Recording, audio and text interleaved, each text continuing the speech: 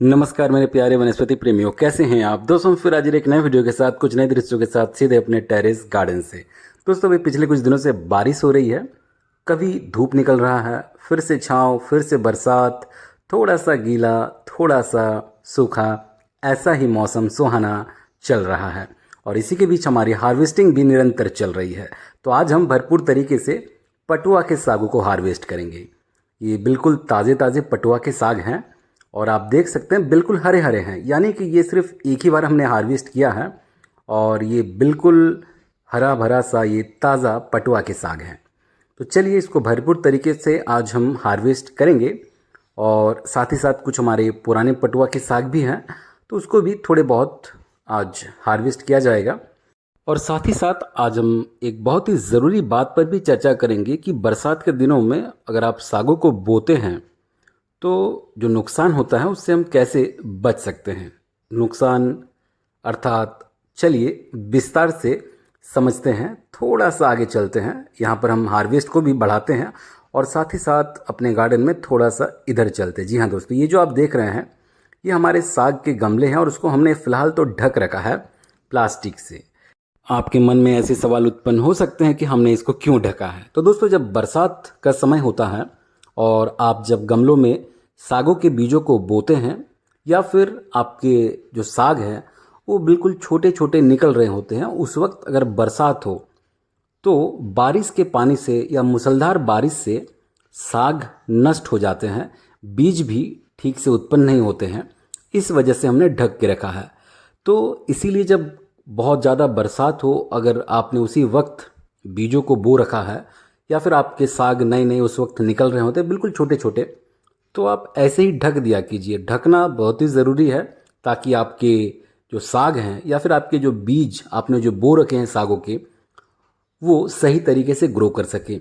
मूसलाधार बारिश से या फिर ऐसे भी बारिश से गमले में अत्यधिक पानी जमने से भी बीज खराब हो जाते हैं और साथ ही साथ कई बार तो बारिश से जो छोटे छोटे जो साग होते हैं वो भी बर्बाद हो जाते हैं।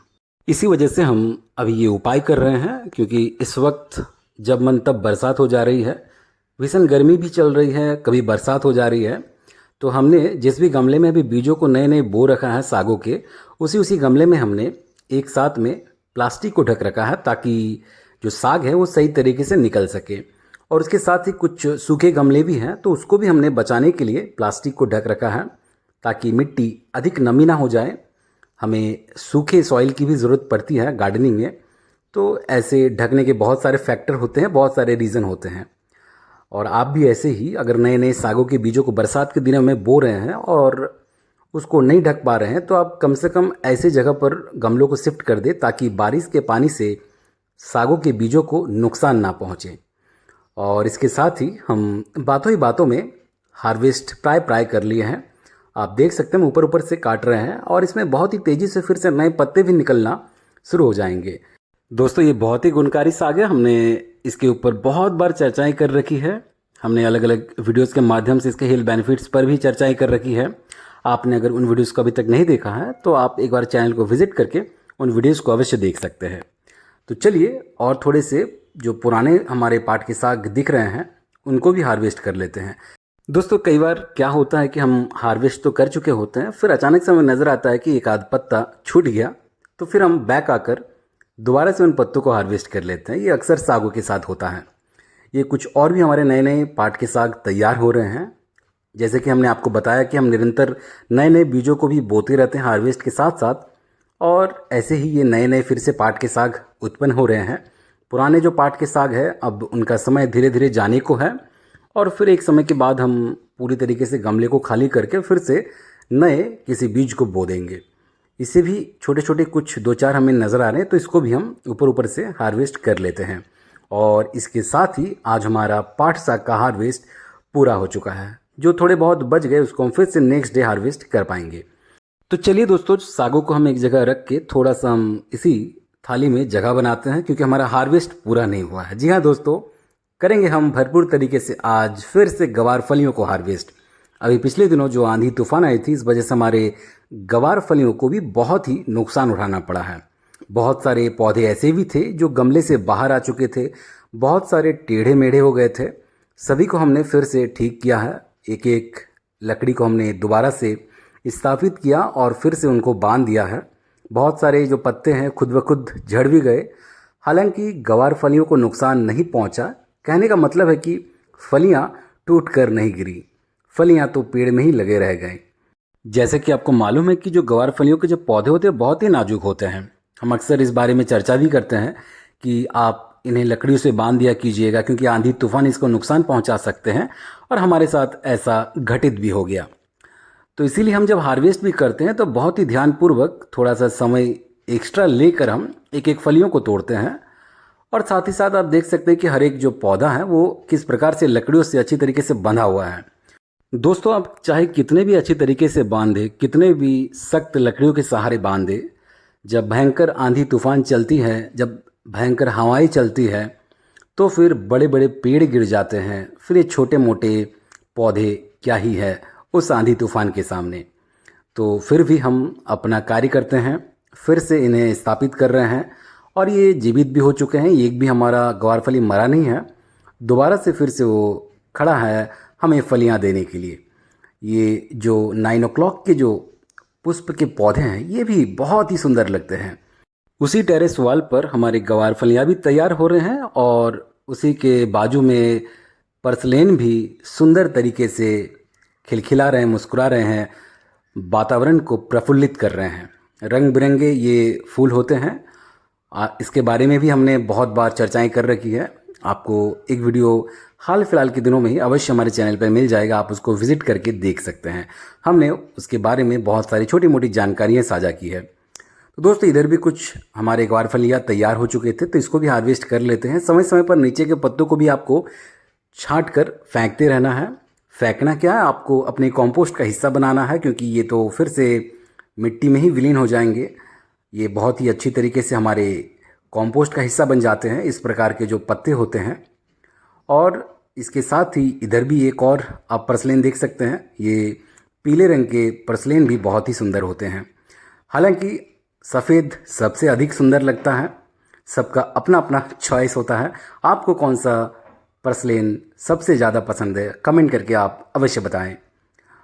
और इसके साथ ही हमें इधर भी 2-4 फलियां दिख रही हैं, 2-3 पौधे इधर भी हैं, तो इसको भी हार्वेस्ट कर लेते हैं। हमारे आम के वृक्ष के पत्ते भी आपको इस वीडियो में नज़र आ रहे हैं। हमारे आम के वृक्ष को भी थोड़ा बहुत नुकसान पहुंचा था उस आंधी से, मगर फिर से हमने उसको भी ठीक कर लिया है। तो दोस्तों, ये आंधी तूफान गार्डनर को बड़े ही परेशान करते हैं। एक तो बहुत सारे कंटेनर्स में जल जमा हो जाता है, इसलिए प्रॉपर ड्रेनेज भी आपको मेंटेन करना है। साथ ही साथ हर पेड़ पौधे को सही तरीके से बांधना है। आप कितना भी बांध के रख लीजिए, जब भयंकर आंधी तूफान चलती है तो अच्छे अच्छे पेड़ पौधे टूट टूट कर गिर जाते हैं।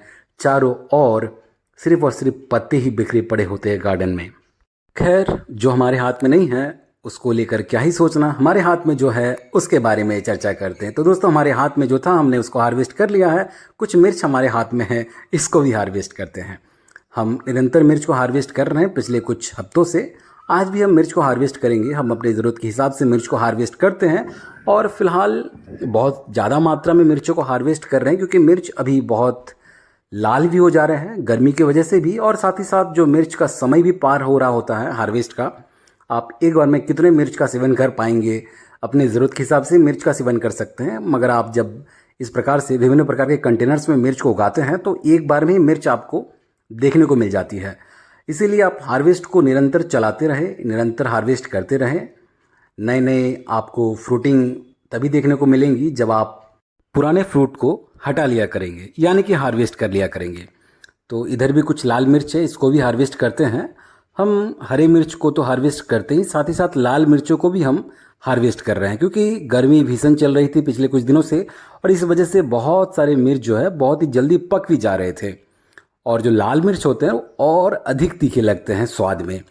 हालांकि हमारे पास जो भी मिर्च है वो तीखे प्रवृत्ति की ही मिर्च है, और इसके साथ ही जब वो मिर्च और अधिक पकने लगता है, लाल हो जाता है, तो फिर तो आपके छक्के छुड़ा दे, ऐसी तीखी ये मिर्च है।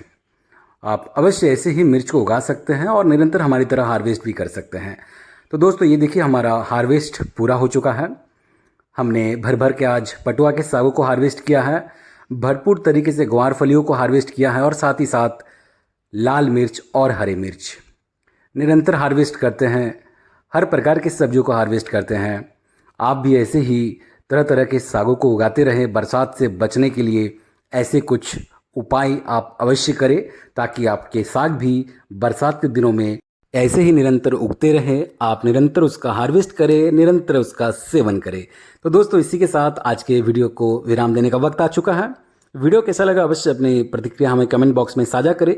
चैनल पर नए हैं तो चैनल को सब्सक्राइब कर लीजिएगा, बेल आइकन दबा लीजिएगा, क्योंकि हम इसी प्रकार के क्रेजी, इंटरेस्टिंग और इन्फॉर्मेटिव टेरेस गार्डनिंग के वीडियोस हमेशा आप तक लाते रहते हैं।